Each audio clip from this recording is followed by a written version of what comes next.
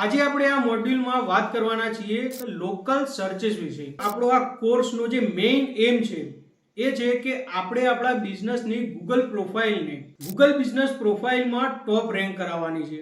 એના માટે સૌથી પહેલા આપણે એ સમજવું પડશે કે આપણા બિઝનેસ રિલેટેડ જે આપણા કસ્ટમર છે એ ગૂગલમાં સર્ચ શું કરે છે.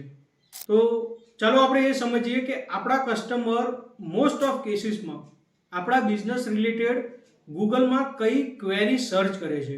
સર્ચ ક્વેરીની વાત કરીએ તો સર્ચ ક્વેરી મોસ્ટ ઓફ કેસીસમાં બે પ્રકારની આપણા સામે આવે છે.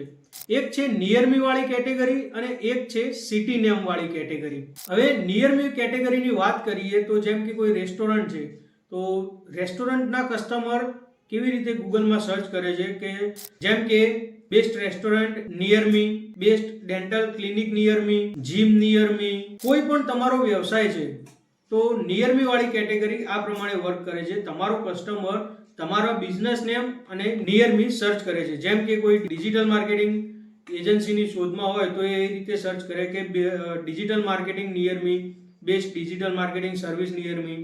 તો આ રીતે નિયર મી વાળી કેટેગરી વર્ક કરે છે. જ્યારે બીજી બાજુ આપણે કોઈ સિટી સ્પેસિફિક કેટેગરીની વાત કરીએ તો તમારો રેસ્ટોરન્ટ છે અમદાવાદમાં, મહેસાણામાં કે વડોદરામાં, ગાંધીનગરમાં, સુરતમાં, રાજકોટમાં, તો તમારો કસ્ટમર એવી રીતે સર્ચ કરે છે કે best restaurant in Ahmedabad, best restaurant in Surat, best restaurant in Vadodara, best cafe in Gandhinagar, best cafe in Ahmedabad, best clinic in તમારી સિટી. તો આ રીતે આ બે કેટેગરી વર્ક કરતી હોય છે ગૂગલ સર્ચમાં અને જેની મદદથી તમારો કસ્ટમર તમારા બિઝનેસ સુધી પહોંચે છે. પણ હવે આપણે એ જાણવાનું છે કે આ બે કેટેગરીમાંથી આપણે કઈ કેટેગરી પર વધારે ફોકસ કરવાનું છે.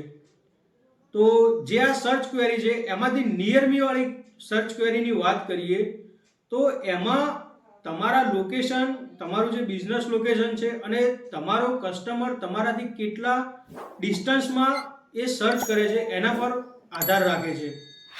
જેમ કે કોઈ કસ્ટમર તમારાથી 2 કિલોમીટર, 3 કિલોમીટર, 4 કિલોમીટર અંતરે છે અને ત્યારે એ સર્ચ કરે છે જેમ કે બેસ્ટ રેસ્ટોરન્ટ નિયર મી.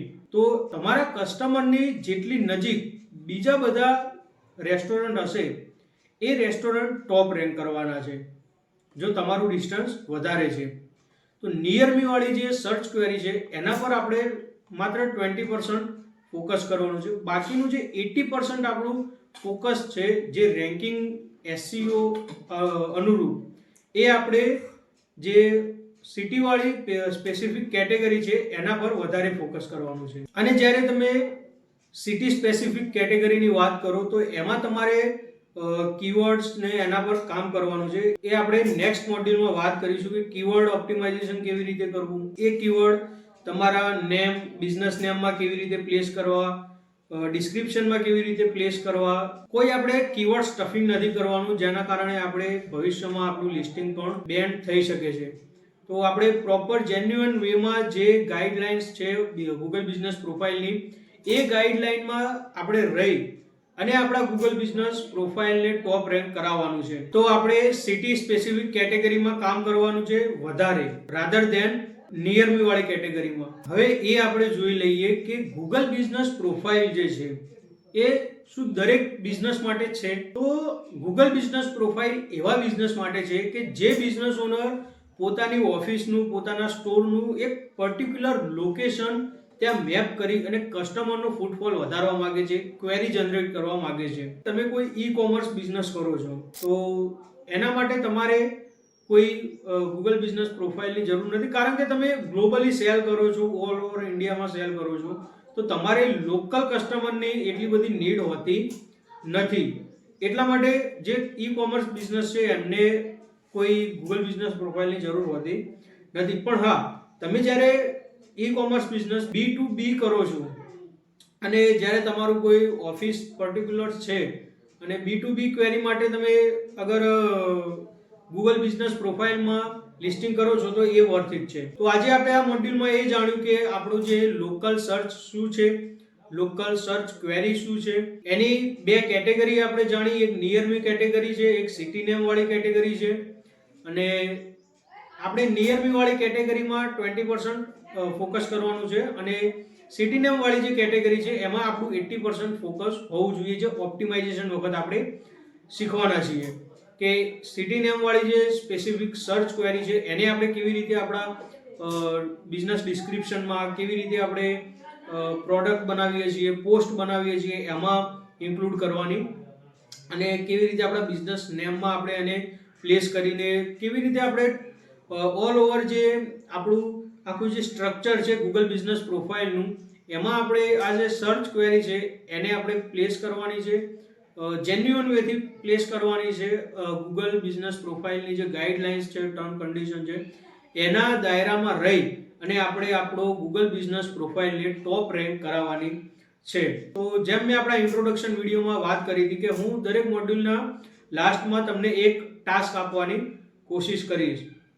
તો આજના આપણા આ મોડ્યુલનો તમારા માટે ટાસ્ક એ રહેશે કે તમારે તમારા બિઝનેસ રિલેટેડ તમારો કસ્ટમર કઈ રીતે તમારા બિઝનેસને ગૂગલ પર સર્ચ કરી શકે છે, તો એના આપણે 4 થી 5 કીવર્ડ કે તમારો બિઝનેસ જે છે એના રિલેટેડ તમારો કસ્ટમર તમને ગૂગલમાં સર્ચ કરી શકે છે. તો આવા 4 થી 5 કીવર્ડ તમારે નોટ ડાઉન કરીને રાખવાના છે. આજનો ટાસ્ક તમારો આ રહેશે. નેક્સ્ટ મોડ્યુલમાં આપણે step by step Google business profile બનાવતા શીખવાના છીએ કે કેવી રીતે સ્ટેપ બાય સ્ટેપ આપણું આખું જે ગૂગલ બિઝનેસ પ્રોફાઇલની લિસ્ટિંગ છે એ આપણે ક્રિએટ કરવાના છીએ. વિડીયો પસંદ આવ્યો હોય તો વિડીયોને લાઈક કરો, અને આ આપણી એક ડિટેલ કોર્સ ચાલી રહ્યો છે જેની પ્લેલિસ્ટની લિંક ડિસ્ક્રિપ્શનમાં તમને મળી જશે.